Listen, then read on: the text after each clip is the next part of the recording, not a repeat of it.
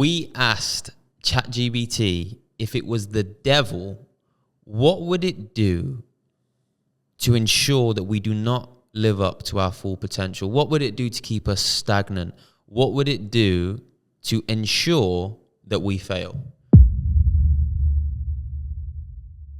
So the other day, me and Chris, we had a lot of long drives. We were back and forth, up and down the country. We did 20 hours of driving in 1 week. And we were listening to some podcasts on the way back from one of our longer journeys. I said to Chris, you're going to put on one of Bedros Keuilian's podcasts. As you guys know, if you've been listening to the pod for a while, I love his podcast, love him as a person.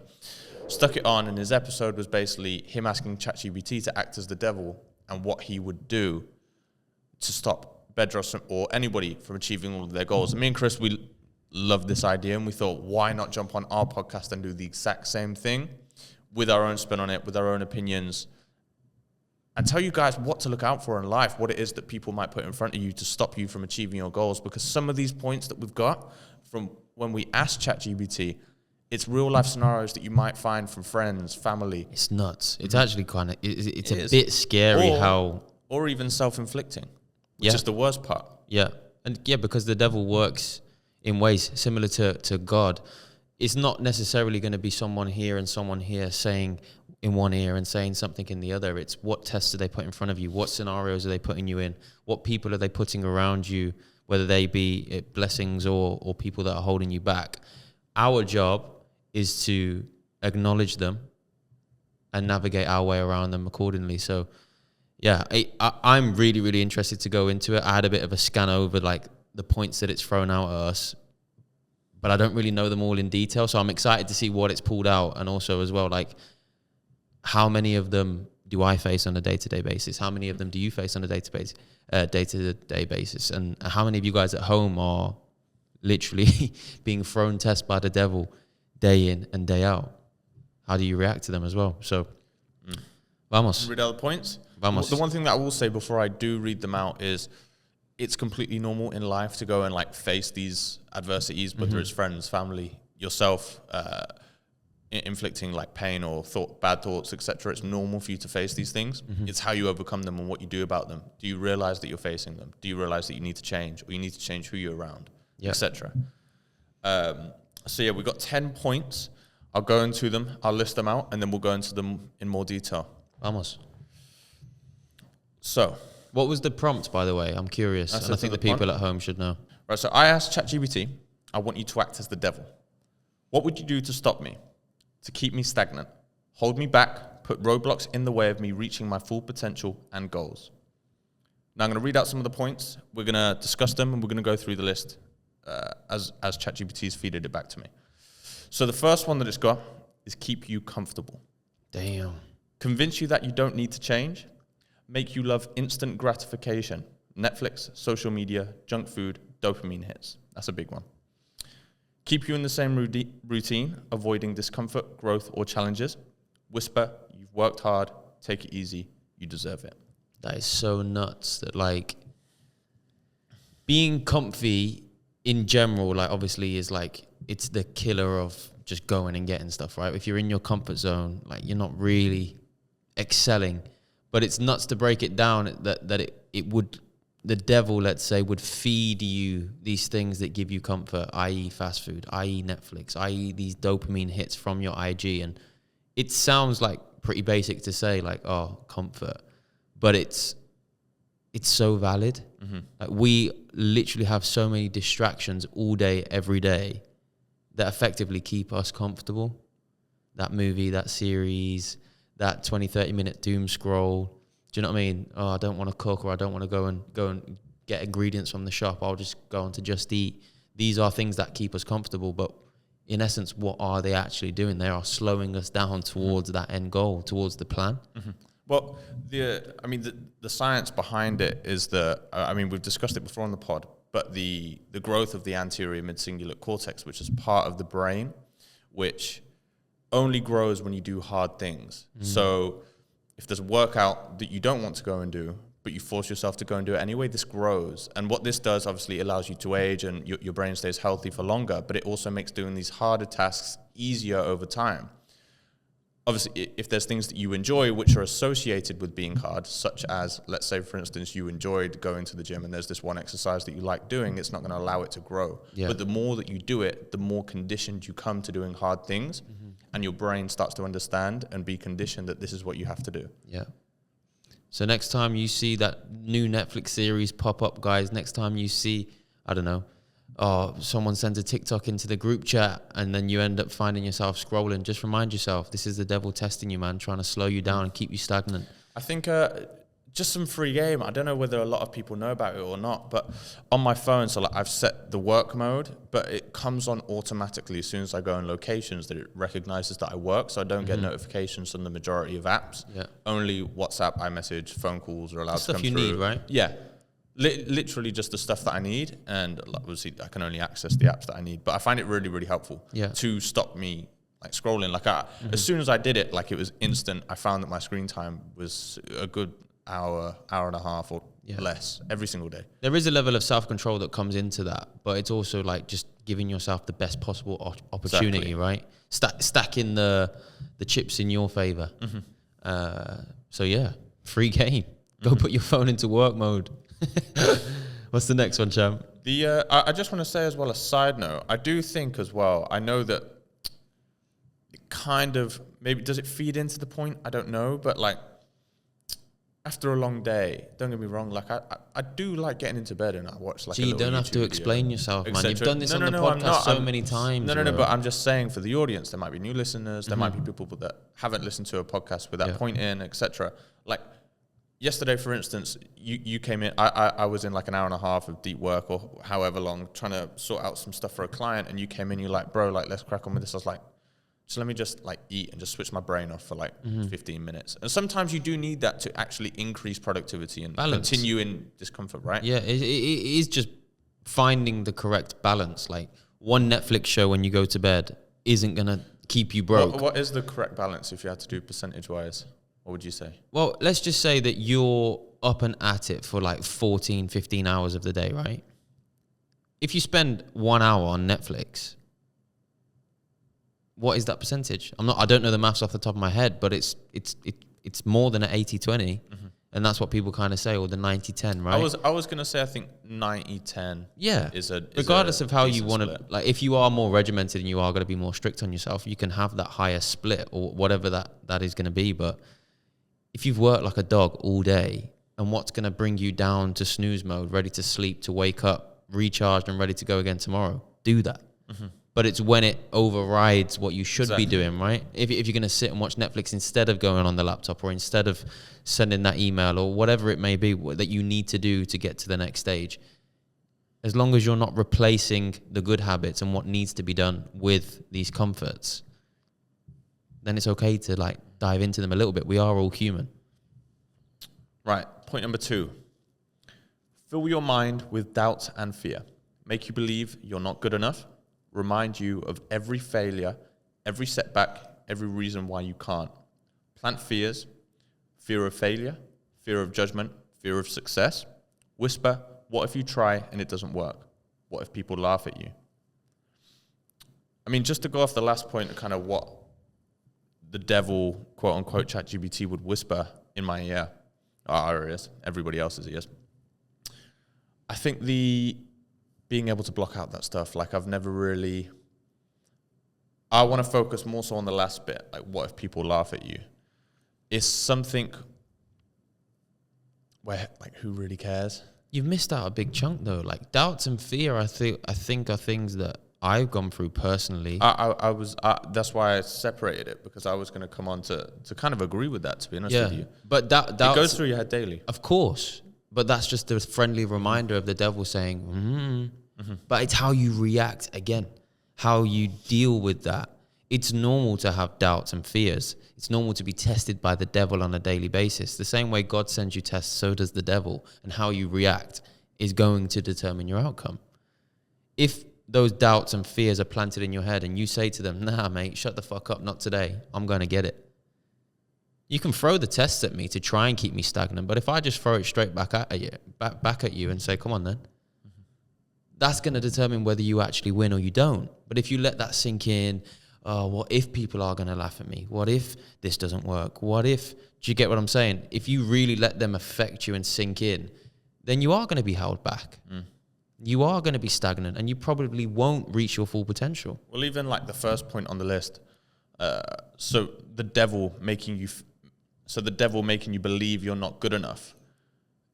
There is nothing that separates any single person from someone who's ultra successful apart from the inputs that they put in to get where they are.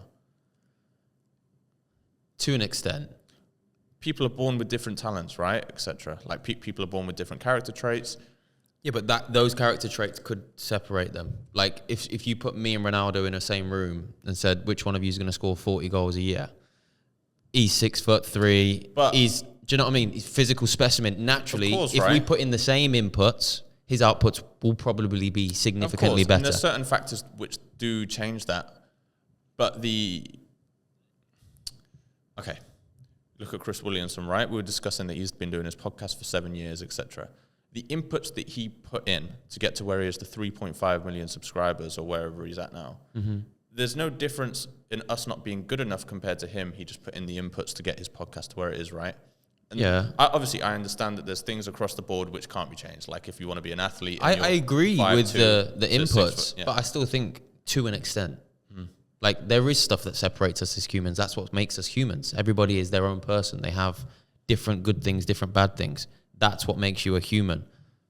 But to say you're not good enough is stupid. You can be good enough. You might not be as good or better, but of course you're good enough.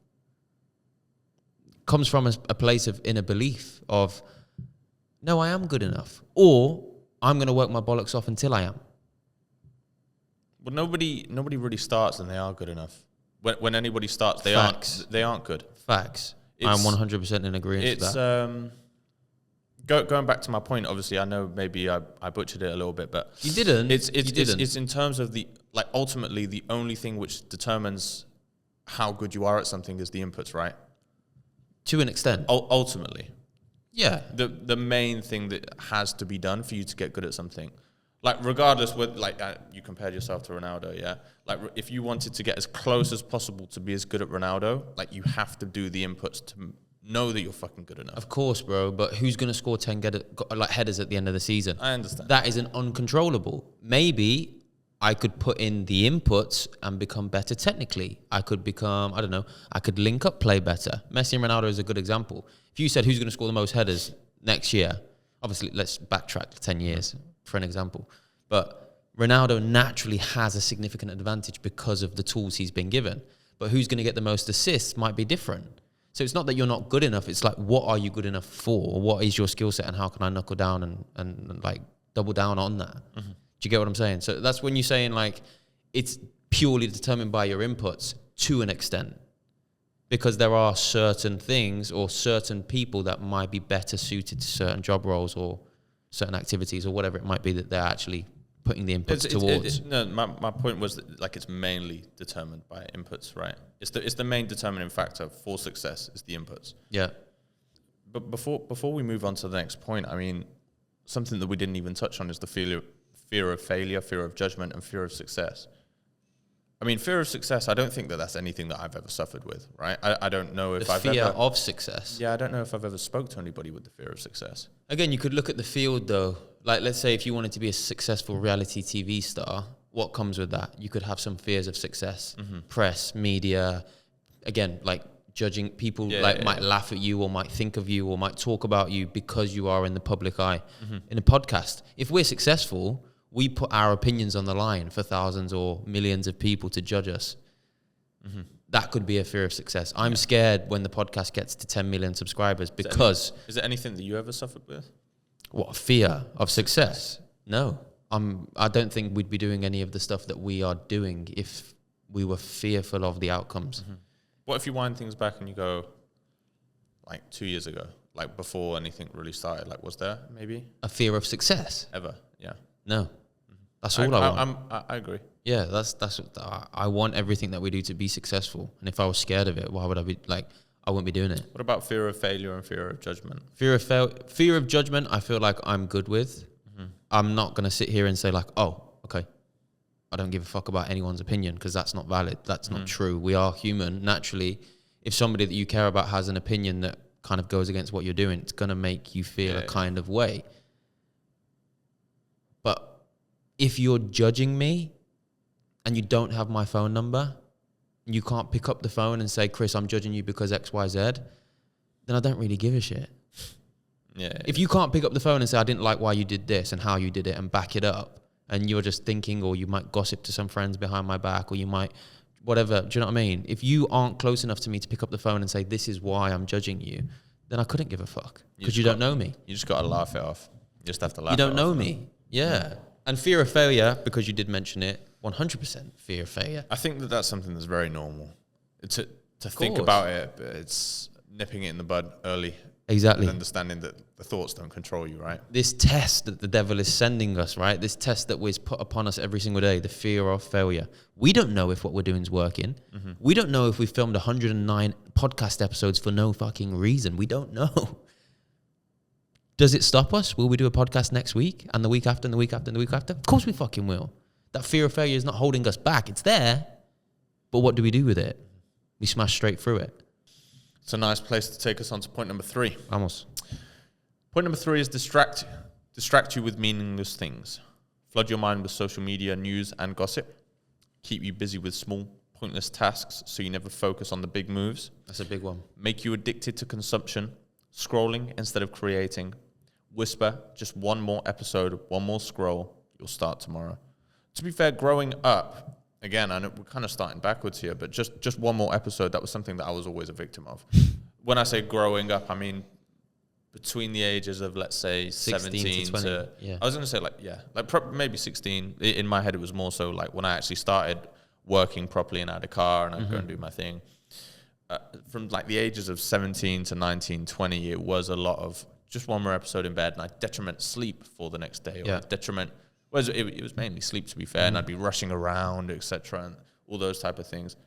You're not missing out on anything if you don't watch that next episode, right? Still going to be there tomorrow when you get in for your hour. Exactly. The one more scroll. Can you remember the last 10 TikToks that you watched? It's nuts. It is nuts. The first time that anybody ever said that to me, was it a clip? It was Cal. I'm pretty sure Cal Freezy said it. I'm pretty sure it was off the Fellas pod. I can't remember who. Yeah, but when Harry Road to Shore said it. He said someone said, like, he deleted TikTok basically after someone said, "Can you remember the last few TikToks that you watched?" And he was like, "No." That is, but I actually can't. It's true. And I've scrolled on TikTok today, and that is just in itself so scary. But again, it's fast, isn't it? Going back to point 1, instant gratification. It's easy to consume, easy to forget as well. We are fully aware, guys, that you are probably dealing with these things day in and day out, and there is no way to avoid it. You are going to be tested. But it starts with a choice. Do I basically do everything that the so-called devil wants me to do to hold me back? Or can I nip that shit in the bud? And can I keep it stepping and stay on track and stay on the mission? It comes down to a choice, man. I think a big one off this point number 3 is gossip. Gossiping is he said this, she said this, what about that, what about this, did you see what they did, etc. It just means, listen, I know not all the time, but a lot of the time it's just going to mean that you don't have enough interesting stuff going on in your life if you're spending all your energy gossiping. But it's not even about interesting things in your life. It's like, if you're spending all that energy gossiping, how many times are you gossiping a week, a day, a month, a year? What if you added all of that time up together and put it towards your mission? It's just nasty, to be honest with you. Well, yeah, but to an extent. I mean, you could good gossip, I suppose. Yeah, like, I guess. Oh my God, you see how amazing he did? Or do you know what I mean? But still, you're investing your time and your energy into something which is stopping you. Not stopping you, but slowing down, let's say, the progression of whatever your mission is. So yeah, again, we're human. Oh my God, you see his new car? Oh my God, did you see this video? It happens.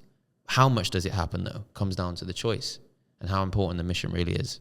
We're not here to say we are perfect, guys. Like, we can hold our hands up and say every single point that has just been put forwards to us, we are a victim of at some point or at some stage, or have been or will continue to be. But how much of it do you buy into, and how much of it do you push to the side and keep it stepping, is what we're trying to put forwards here, and how effectively you're going to win or you're going to lose. Point number 4, surround you with the wrong people. Keep you around negative, energy-draining, small-minded people. Yeah. Fill your life with people who laugh at ambition and settle for mediocrity. Make sure you never find a real mentor, only friends who keep you the same. Whisper, it's okay, everybody around you is comfortable too. I mean, we've witnessed this firsthand, right? Pretty recently, a few times, a few new people have come into our daily life or just our life in general, and the impact that we've had on them and them progressing as a person in a positive way has drastically changed. And this doesn't come from a place of arrogance. Me and you doing all these long car journeys, having times to sit and speak, it made us realize, like, because we're constantly surrounded by each other, and that's the big one. Always striving towards things, that we kind of become oblivious to it, right? That we live we're surrounded by a lot of positive energy. Our families are quite positive, etc. But being surrounded by, when new people come into the picture, and you can see the effects that it actually has on somebody externally that comes in, it's drastic. It sounds cliche, but the saying is, like, surround yourself with 4 millionaires, you'll become the 5th. Yeah, exactly. Because what are those millionaires talking about? How are they acting? How do they hold themselves? How do they dress? How do they speak? What is their energy? Are they positive? Are they negative? Like, and the same fucking thing goes on the opposite. You surround yourself with 5 bums, you're going to be the 5th. Exactly. No, 6th. And the devil is testing us by putting these people in front of us. And again, it comes down to the choice. It's not about being a dick and being nasty and saying, F you, like, I'm out of here because you're X, Y, Z. If you can't help that person to then become, I don't know, to want to better or to want to be a positive person or whatever, you have to remove yourself away from that. If you are determined and to do more or to achieve more, you have to. The devil wants you to fill your life with people who laugh at ambition and settle for mediocrity, right? You just have to... You need to get them the fuck out of your life. Yep. You can't even allow something like that to be detrimental to yourself. You actually cannot allow it. I mean, we've both been there in stages of our own lives where there's been those opinions from people in immediate circles, etc. You have to remove those people from your life. Whether it's hard or not, they have to go. There's a fine line between realness. So, like, I'm gonna run to the moon. There's a fine line between realness and just negativity. I want to retire my parents, make £10 million and have this car and have a house in this place by 30. You never do that, man. That's what is the negative. The reality is that's really hard to do, bro. If you put your mind to it, and you make an action plan and you stick to it and you stay consistent and disciplined, I believe that you could do that. That's real. It's not, oh my God, yes, bro, go get it. Because that's not real. But that is. Do you know what I mean? And no chance, bro. You can't do that. Not before 30. Fucking hell. Do you want to know what I think a good indicator of this is? Go on. If you look at how the people that you've surrounded yourself with don't necessarily react with you as well, obviously that's a great indicator. If you say you're going to do something and they try and deny it. Someone else. Yeah. Wow. If you can... Because we fell victim to it. I'll be completely transparent. At the age of 16, if someone else was doing something and everybody else was laughing at it within my immediate friendship group, I would laugh too. Yeah. And once you kind of realize that that's the wrong thing to do, you understand that they're bad fucking people to be around. Genuinely. Yeah. There's no what fun is there in laughing at other people? But it comes back into, like, the previous point with gossiping as well. It's like you're putting your energy into X, Y, Z. Look at this, ha ha ha ha ha. You are in essence doing the devil's work against that person. Exactly. The 5th thing that the devil's going to do to you to keep you from reaching your goals: make you chase perfection instead of progress. Make you believe you need the perfect plan before you start. Tell you that you're not ready yet. Keep you overthinking tweaking, planning, but never executing. Whisper, just wait until it's perfect, then you can start. The way that I would summarize all of those points are just procrastination. Exactly. The devil wants you to procrastinate. And what do we know in the business world about procrastination? If you're not moving forward, you ain't moving at all, bro. Do you know what I mean? That perfect landing page that's taken you 6 months to build isn't as effective as the shitty one that got out there, got data, got tested, and then got revamped and put back out there.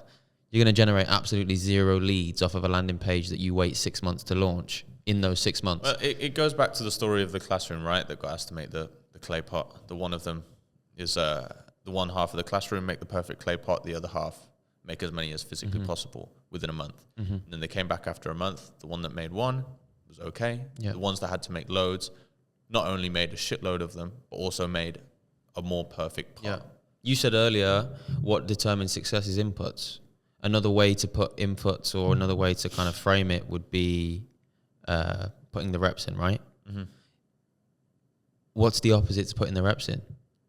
Doing nothing. What does that tie in perfectly with? Procrastination.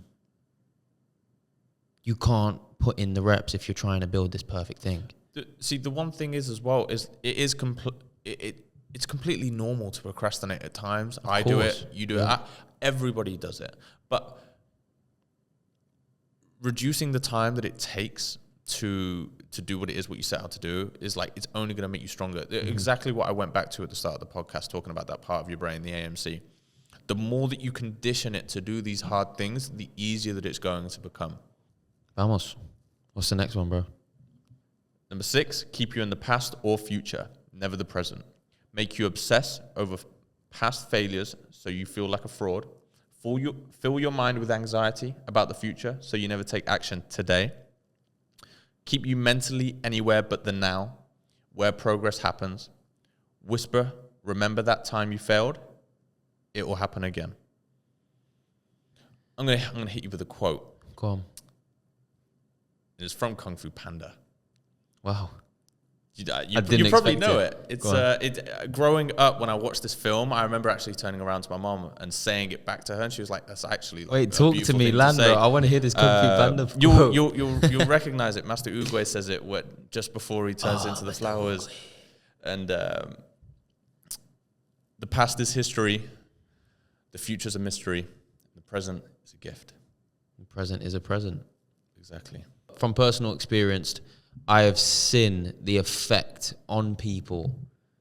This is specifically speaking in the past now, past situations, past conversations, past scenarios, and how they affect their day-to-day and how much of a negative effect they have on their day-to-day. One of the biggest things that me and H live by is what are our controllables in life and in business, right? That's how what can we control? If we can't control it, then what the fuck are we going to do? Sit here and cry, or are we going to crack on? The past you have zero control over. It's done. It's come. It's gone. And there is no changing it. Why would you let that affect your present and your future? I don't think we've ever sat there and thought over a failure. We might be annoyed in the moment, like of course, as soon as it happens, but I don't that's think in we've the ever present. looked back on it and been like, that is the present, though. I don't look back at this episode that we did. Fucking hell, we drove. We laugh about them more. Yeah, we drove 3 hours and then we did this and this went wrong. And I think just being in the now and like being present in the moment that is now. It's really I find it anyways. Like it's really where happiness is, right? Like I again, like I'm just gonna do this from like a personal perspective. But if I'm in a situation with my pals, or I'm on a run, or I'm at the gym, or I'm at the barber's, or I'm working, etc., I'm not keeping my mind busy with other things. I'm taking in whatever it is around me. Yeah. I actually used to struggle with that, but genuinely, like, look at what's around you, what you can control, and take that in, and that is your present. I know that it's probably a little bit harder than that, but that's how I deal with it. Like, if I'm on my own, even on a walk, and I go somewhere that's like pretty, etc., I'm looking around and I'm like, wow, man, like I'm lucky. Like, look how big the world is. Like, do I really care about anything? I know it's a very simple way to put it, but it's genuinely what works for me.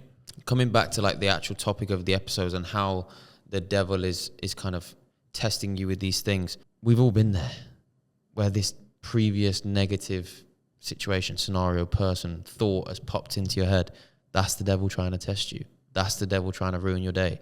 That's the devil trying to make you less productive. What are you doing with it?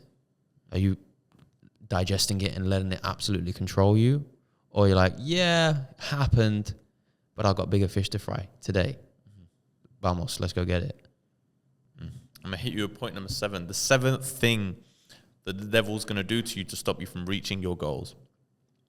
Drain your energy with bad habits. Keep you up late scrolling so you wake up tired and unmotivated. Fill your diet with junk so your body feels sluggish. Make you skip the gym so you lose discipline and confidence. Whisper, you can start taking care of yourself later. Enjoy now. I think I actually saw, we were discussing about Wise Elliott the other day, but just like how brilliant his content is. And I actually saw a clip of him last night, ironically scrolling what ChatGPT told us not to do. But he basically said in this clip, like, I don't understand why you would not self-care as a man. Like, do you not like yourself? Yeah. And like, regardless, like whether these things come from external factors and you want validation, etc., which I don't recommend, I still believe it's important to take care of yourself. You have to love yourself in these situations. Well, if you don't love you, who else will? No one else is going to put you through that gym session. Imagine waking up and looking in the fucking mirror every single morning. You see a scruffy beard, a scruffy haircut. You're fat and chubby. You've got no muscle mass. You're weak. You're flimsy. Like, that is a horrible, horrible, horrible place to be. And I genuinely can't imagine a place where you're not depressed feeling like that. Look, having those feelings looking into the mirror, I can't imagine not being depressed. Well, and then what knock-on effect does then that have on your productivity, on your day, on your work, on your relationships?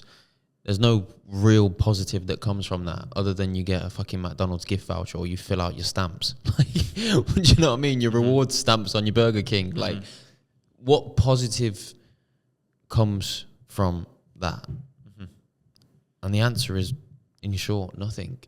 Scrolling less, going to the gym, eating good. All you're doing is giving yourself all the possible advantages and opportunities to win.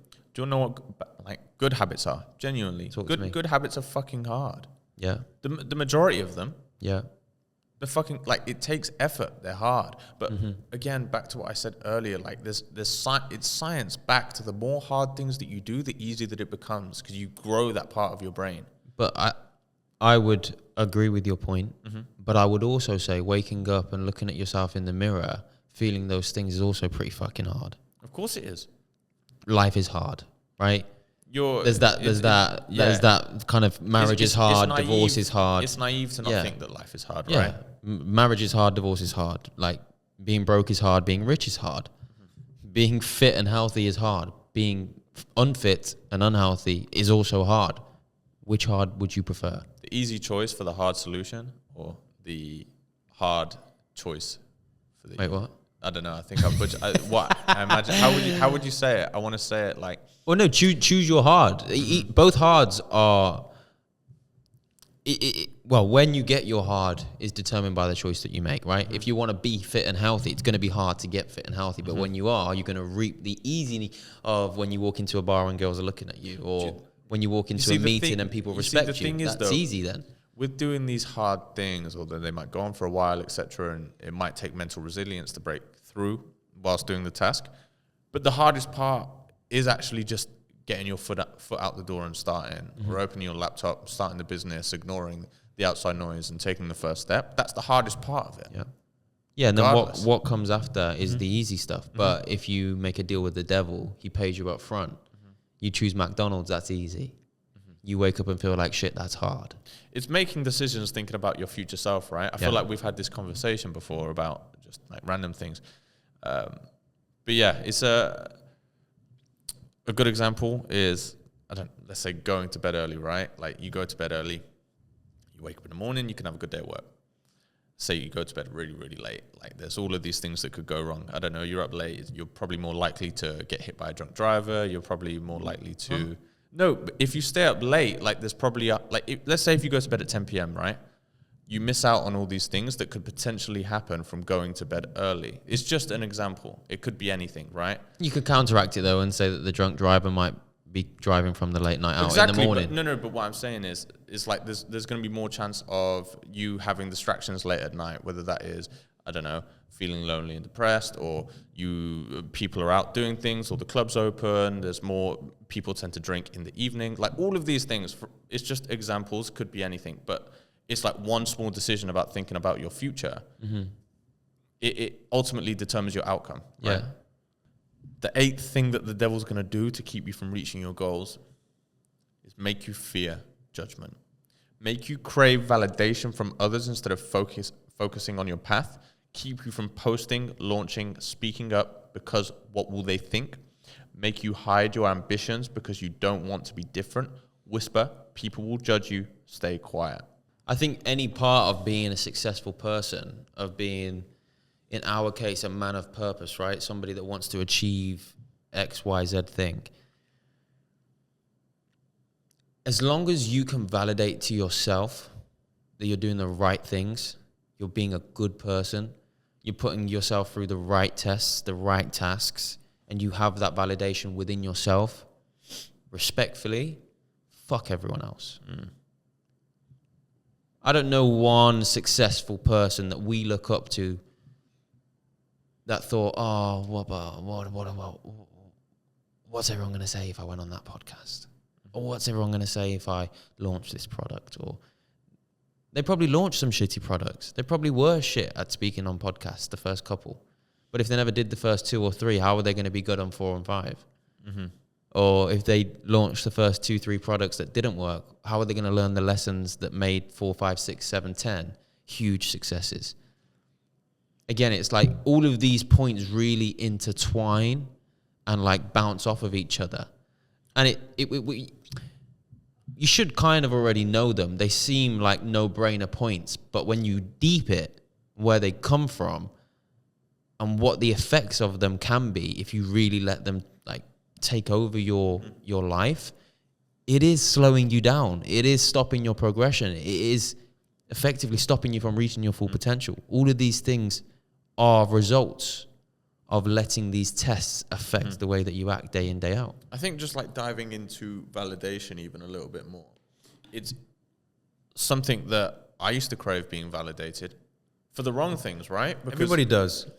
I don't know, going out and buying that stupid T-shirt or whatever it is and putting up that post on Instagram and having everybody comment, oh, sick bro, like whatever the comments are. Like that, for me, was validation. Going out to the club and getting bottles and doing that whole thing, thinking that made me the fucking man when it really doesn't. That was validation that I craved, and it's horrible. It's a horrible, horrible state to live your life in. I would go as far to say, though, that everything that we are doing now is still craving of validation. Everybody wants to be validated. Validated. Oh, yeah. It's all right. Everybody wants to be validated. We want to be successful and rich, and we want to achieve amazing things. Mm-hmm. What's the drive? Like the goal is the house, pay off the mortgage, give back to those who love, create opportunity, travel the world, right? These are the goals. But what's the drive behind that? The drive behind that is respect. We want to be, as men, respected. Mm-hmm. You want your girl to be beautiful. Why? So other men can respect you. You want her to speak to you nicely. Why? So other men can respect you. Of course, you want that interaction with her, but you want to be respected. You want to drive the nice car. Why? Because other people can't have the nice car. They respect the fact that you've done something that amounts to you having this car. Mm-hmm. Subconsciously, we want validation. That's normal. But if you are consciously thinking about the validation as opposed to subconsciously, and you are letting it determine how you act and not being true to yourself, that's when it's a problem. I want validation from my parents to say, son, I'm proud. You want validation from your younger siblings to say, that's my big bro. You want validation from your business partner to say, well done, bro, you pulled your weight today. We all want these things, but letting them control us and determine our actions, our inputs and our outputs, that's where it becomes a problem, in my opinion. There's something that I've said on the pod a lot of times, but don't let other people's opinions determine your actions, right? Like it's a horrible, horrible place to be. Determine the way that you spend your money, the way that you live your life. It's Yeah, and if going back to one of the other points that ChatGPT made, for instance, even validation can come from you being the fucking stupid idiot in the friend group that agrees to go and do drugs for the first time because you're going to be validated from your friends doing it. Yeah. There's so much more power in saying, fuck you, I'm not doing that. Because that don't interest me. I've been in those situations around drugs where it's like, oh man, like fucking curious a little bit. It's like, oh, I fucking love this shit, whatever. Yeah. I don't want to do that. You can flip it though. Go on. To a positive validation. You want validation from your friendship group. Guess what? All your friendship groups rip to fuck. How do you get validation from them? Bro, get in the gym. Why aren't you not in the gym? Mm-hmm. You could feel like as the quote unquote fat person within the group, oh, well, I'm not getting validation from them because I don't go to the gym. I don't look like that. For me to get the validation, I need to get in the gym. Mm-hmm. So there are kind of positive and negatives to these points. But again, it's the choice. It's you determining, is this validation good validation that I should be striving towards? Validation from other entrepreneurs that you've built a mega cool business, you've solved massive problems for people? Or is this a negative validation? Like you said, the example of, oh, bro, why don't you just do this line? Or why don't you just pop this pill with us? That's a negative validation, in my opinion. Mm-hmm. The positive validation is also there as well. It's determined, it's acknowledging it and then making the decision as to, is this a validation that I do want to or do not want to kind of play into? Mm-hmm. The ninth thing that the devil is going to do to you to stop you from reaching your full potential and achieving your goals is make you quit right before the breakthrough. Give you doubts and obstacles at the moment success is around the corner. Make things feel hardest just before they pay off, so you give up. Whisper, this isn't working, maybe it's not meant for you. I'll be completely honest with you, bro. I know where you're going. And I don't think that we're absolutely flying right now. Yeah, but yeah. I knew it. Before, bro, we literally just had a moment like this. But just before we kind of, I'd say before the new year, maybe back in the new year, November, December. Yeah. There was serious doubts about, is this the right thing that we should be doing? Yep. Serious doubts about, like, is there an easier way, like, to do life, etc. But we fucking stuck at it, and we're finding new opportunities and new avenues in business. Mm-hmm. And we're far, far from doing super, super well. But I feel like we had a small breakthrough we needed, right? I showed you this actually when we were in London a couple of weeks back. Before the tide comes in for the wave, it pulls back. Mm-hmm. Before it crashes up against the rocks, it pulls back. Mm-hmm. That is in essence, let's say the wave hitting the shore is your success. But right before, all the way from where it started, right before, what does it do? It pulls it all the way back. Mm-hmm. That is your hardest moment. That is the hardest task, the hardest time period to go through before you achieve set outcome, success. You could frame it as that is the devil, but you can also frame it as it's also God. Here's just the last level. Before you complete the game, you have to do the hardest level. As you progress through the games, the levels get harder. And to further your point from the start, I agree. We are far from successful in our own eyes. To other people, they might look at us and think, oh, these guys are killing it. We are successful. For me and you, we are not successful by all means. But we are closer than we were yesterday. And we are much closer than we were at the back end of last year. And I think the back end of last year, when we did that, not that exercise, I would say, when I pulled up the calendar and you were like, bro, what the fuck's going on? We've got opportunities coming out our arse. Mm-hmm. And I said, I'll tell you what's going on, H. Come here. And I showed you my calendar for October, November, December. The most stacked it ever was. Mm-hmm. So when we were in our hardest tasks, at the hardest moment, what did we do? Did we sit and dwell and cry and feel sorry for ourselves? Maybe in a small period. But the rest of the time, what did we do? We increased the input. Mm-hmm. I don't think it's a coincidence that the output changed. Mm-hmm. Simple as that. I agree, brother. Vamos! The last thing on this list from ChatGPT. What the devil is doing to literally stop us from reaching our goals and our full potential. make you define success by the wrong things, make you chase money instead of impact, status instead of fulfillment, keep you in a cycle of chasing external validation instead of internal growth, whisper once you have money, fame, then you'll be happy. You've just said something, and it's you know when we said earlier you don't remember the TikToks that you saw? I saw a TikTok and I remembered it, kind of. It was like, have, do, be. Oh, I've seen this clip. Yeah, right? Yeah. So it's like a lot of people are in the mind frame of, when I have this, I will be this. I can then do this. You know, I remember watching it and also being confused. So have, do, be. But instead, be, do, have, right? So a lot of people are in the mind frame of, when I have this, I will then be able to do this, which will make me be this. Mm-hmm. An example I'll use, and I can hold my hands up. When we achieve X amount of results, I will do content.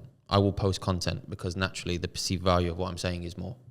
When I have results, or when I have credibility, I will do content, and I will be a public figure, let's say, or not a public figure, but you know what I'm trying to say, right? And not an influencer. I don't like the word business mogul. Yeah, but until I have, and then I can do, and then I will be. But the exercise is to flip it. What if I be the person I want to be? I do the things that the person I want to be would do. Everything I want to have will come. Mm-hmm. It's flipping it. Mm-hmm. I think fulfillment, I don't know, it was like almost like an internal awakening that I kind of had. Like, obviously something that ChatGPT's put on the list is internal growth, right? I get so much fulfillment from leveling up my character. Is that the best way to put it? Like like getting to a place where genuinely leveling up your character in all aspects of life, choosing to read the book in the evening instead of watching Netflix right up until you go to bed, or making sure that you wake up in the morning to get fitter, faster, stronger, whatever those things are. At work, constantly trying to refine your craft, your products, learn new skills, etc., get better at whatever it is that moves the needle for you. Like, that's internal growth, and that's where I get fulfillment. Yeah. Again, coming back to validation, I used to fucking get validation and fulfillment from external growth, from external people thinking that I'm absolutely killing it because I had the nice clothes on, mm-hmm. because I had the bottles in the club, because I got that new car or whatever it was. Like, it's bullshit. It's a fugazi. Nobody cares. It means absolutely nothing. We're on this tiny little floating rock in the universe, which is moving around some hot ball that no one is ever going to remember you in 100 years' time, mm-hmm. with the exception of, I don't know, some grandkids, etc. But you understand my point, though. Yeah. Well, again, to an extent, no one will remember you in 100 years' time. Will determine the amount of impact that you have on the amount of people mm-hmm. that you can kind of reach, right? Mm-hmm. I feel like, I don't know, Elon Musk in 100 years' time, no one will forget him. Different. The same way we don't forget. He's a once in a generation human, though. No, right? there's multiple of them. I just thought of the first one that came to my head. But another example would be someone like Albert Einstein, or I don't know, Picasso, or these guys that had a massive amount of impact on mm-hmm. a huge amount of people, right? Albert Einstein didn't invent things to be remembered forever. He invented them to impact the people in a positive way, which is why he's remembered. I hate to be this guy. I don't think he was an inventor. He was just a scientist. Whatever. You get my point, though, right? I was going to go into. You might be right, though. I think. No, you know what? I might be wrong. But even like, I don't know guys off the top of my head names. This isn't really my strong point. But the guy that invented the light bulb didn't invent the light bulb so that everyone would remember his name forever. He invented the light bulb to create light. Mm-hmm. Do you get what I'm saying? The amount of impact that you can make and have on people will determine in 100 years whether you are remembered or not, and what for. But in the grand scheme of things, we haven't even touched on it when we're talking about judgment and other people and nobody actually does care. Like, they actually don't. People are selfish. Unless you are genuinely having a impact on them and their situation and their environment, their scenario, they don't give a shit.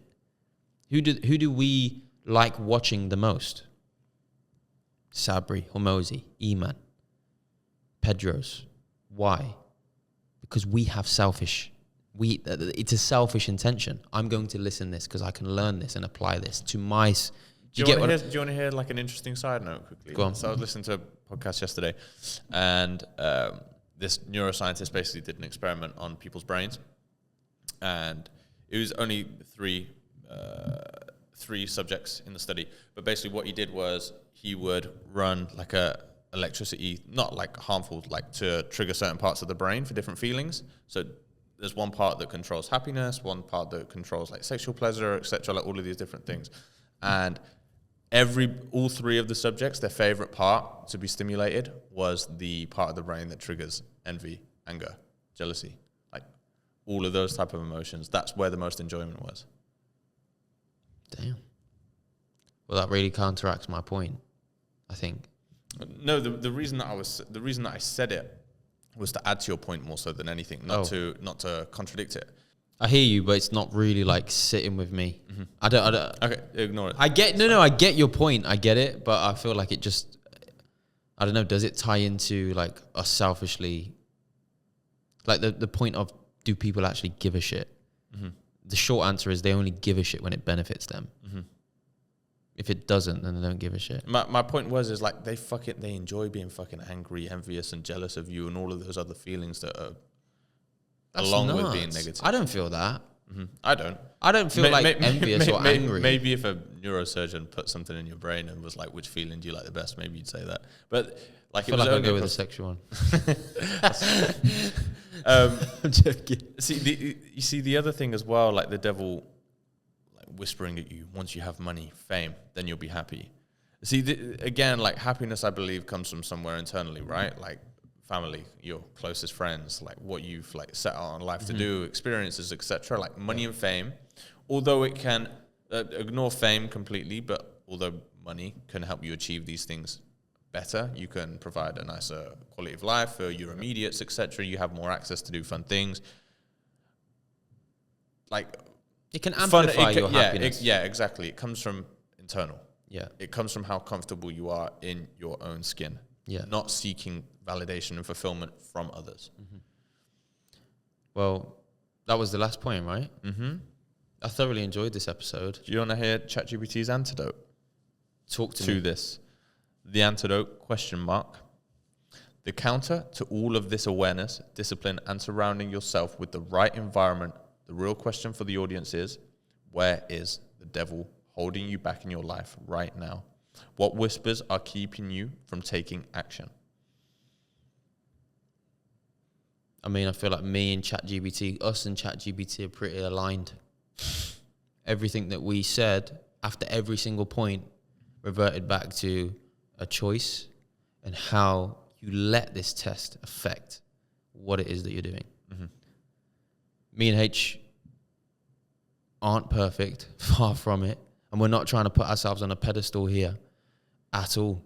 There are things in there that we deal with on a day-to-day basis. 100%. That you guys at home deal with on a day-to-day basis. But our job, our role as aspiring high achievers is to, when these tests are thrown in our faces, throw it right the fuck back and say, let's go then. And if you can do that consistently over a prolonged period of time, there's no stopping you guys, man. I like it, brother. Vamos. Guys, thank you for listening, man. Appreciate you all as always. All of our people on Spotify, make sure you leave us a rating and a follow if you haven't already. And to the guys on YouTube, make sure you like, comment. For fuck's sake, man. You know what? I'm not even going to cut this one out this week. Guys, this happens, all right? Sometimes we fuck up. I don't think you should cut them out anyway. Or you just Sometimes stumbled on your words, you just go again. Guys on YouTube, make sure you like, comment, subscribe, turn the bell notification on so you get notified every time we release a podcast. There you go. There you go. And we'll see you all next week, man. Love you all. Peace. Catch you later, guys.